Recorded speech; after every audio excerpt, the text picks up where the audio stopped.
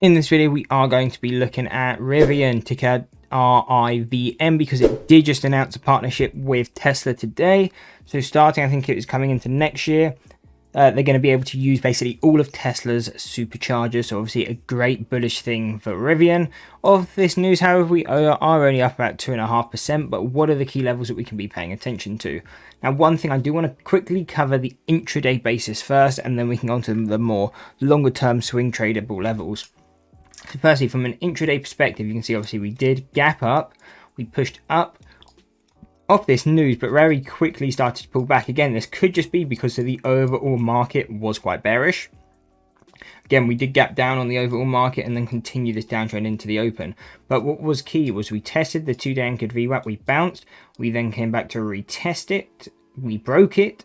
We're now retesting it again, but to the downside. So really, as long as we're holding this 1530 from an intraday perspective, we are very bearish. We can look to trade this to the downside. Again, potentially looks like we're going to come and retest this once more. But basically, if we can hold this level, looking at those downside targets, we can look to trade to lower day. If we break it, we can have a relatively tight stop. Just a few cents. If we start to break it, we'll probably end up breaking the whole way through because we have come to test it a few times already.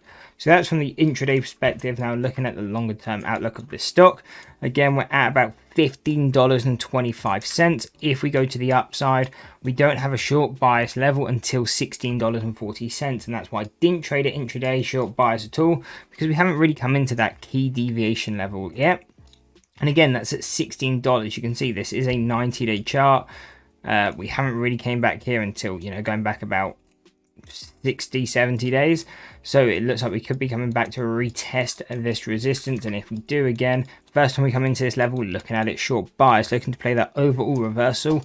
Again, we'll tend to play it as a pullback because it's a first deviation, but if you want to trade all the way back down to fair value, that's at $10.60. But again, the likelihood of pulling back that far off a first deviation isn't the highest probability. So again, probably not going to be my target. I'll probably just look to take profits around $15. Now, if we retest that level, again, if we retest anything, we're likely to break, like we're starting now to actually see on the intraday chart. If you break, you tend to go through, and if we do, we're then looking at $19.50 as that resistance. And again, the first time we come into that, looking to play that pullback, that will be a lot more ideal because then we can trade to that deviation level of $16.40 as our support. And just to note, one more resistance, if we end up breaking even higher, we then have $24, which is our second deviation on the 6 month. So again, a strong resistance if we push up all that way.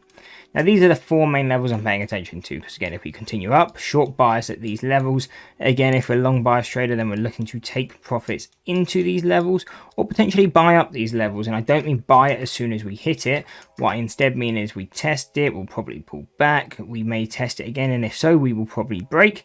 And then it's waiting for the pullback. And if that level can hold, then buying that, and then we can play that to that next deviation. So again, whether you're a long or short bias trader, these levels will work in different ways. But overall, we're looking at the same levels. And again, it will be the 1640, 1950, and then finally the $24 as resistances / targets to be paying attention to. And again, if we sell off, we do have fair value or statistical mean at 1060. But again, unless we're investing, that's the only time we want to be paying attention to this level. Buying at or below this level is ideal. But again, from a trading perspective, not really looking at that.